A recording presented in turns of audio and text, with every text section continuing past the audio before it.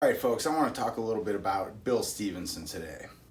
I think he's the best punk rock drummer ever, and he hangs right in there with some of the best rock and roll drummers of all time ever. Bill Stevenson was in 5 bands, starting with Black Flag when he was real young, probably around 15 years old or so.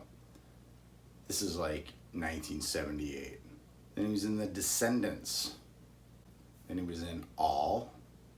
Then he started a band called Only Crime. And then he did some stuff in 2005 to 2007 with Evan Dando for the Lemonheads.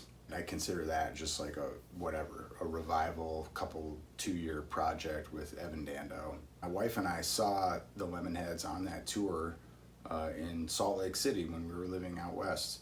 The reason why Bill Stevenson is such a badass drummer is because he's a true band leader, sort of in the spirit of like Buddy Rich or Gene Krupa. Like a lot of band leaders, he was really strict. You know, from day one, back like in 1979 or whenever the Descendents started, they were practicing like every single night, and he really wanted to make sure that the quality of their music was like top notch. It's just amazing that he was able to get this like group of punks together that just put out some fucking awesome records, and is the whole reason I got into punk rock music myself. He's got a lot of technique that a lot of punk rock drummers just can't even play. He's influenced basically everybody. His main line of work right now is a sound engineer for the Blasting Room studio, which he owns. It's in Fort Collins, Colorado.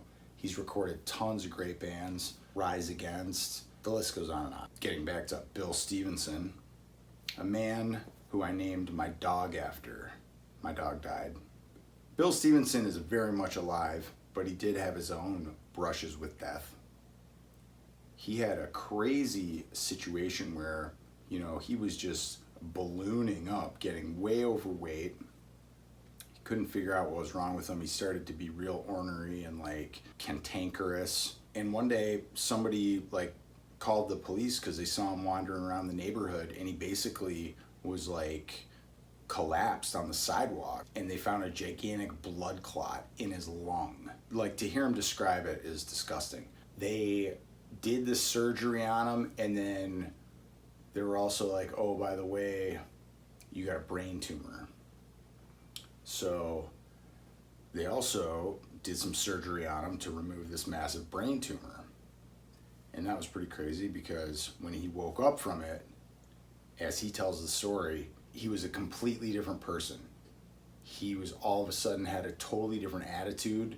He felt totally great and positive about everything. He wasn't like all, you know, pissed off or whatever. He's got this big scar on his head where there's like all these staples and stuff. He's lost like 100 pounds, and he's kind of back to his old cheerful self, you know. I don't even know when that happened, like maybe 2010. He just got back on the horse. Descendants got back together. They toured around a bunch. I think Milo quit his job. He had like some kind of scientist job, like a science research job or something. He quit that whole scene. And when they came through Detroit a couple of years ago, Pete and I, singer from High Totals, we got to get in, check out the Descendants, and hang out backstage with Carl Alvarez.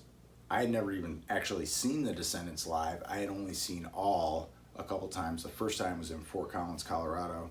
Right before that show, in fact, was the first email I ever sent was to Milo Ackerman, and he wrote me back. And in my email, I was like complaining about the new singer of All, Chad Price. I was like, One time I got to see All, I think it was around 2001, in a record store in Berkeley, Michigan, or maybe Ferndale. That was awesome because they were playing later that night at St. Andrews Hall, and I didn't have tickets for that, but we found out about this record store show and we showed up, and it was so much fun. This picture right here is from right after they were done playing, and you could tell he was kind of like packing on the pounds a little bit that year. They played an awesome show. And then a few years later, my friend John Anderson was living in Fort Collins, and he ended up being in a band with Carl Alvarez. They were actually in a couple different bands together. Underminer was one of them. Red Hour, I believe, was another one. Underminer was the one I really liked. I went out there to Fort Collins and hung out with Johnny and Carl one night when they were having band practice, and that was pretty cool. Well, that's it for now about Bill Stevenson, fucking awesome drummer.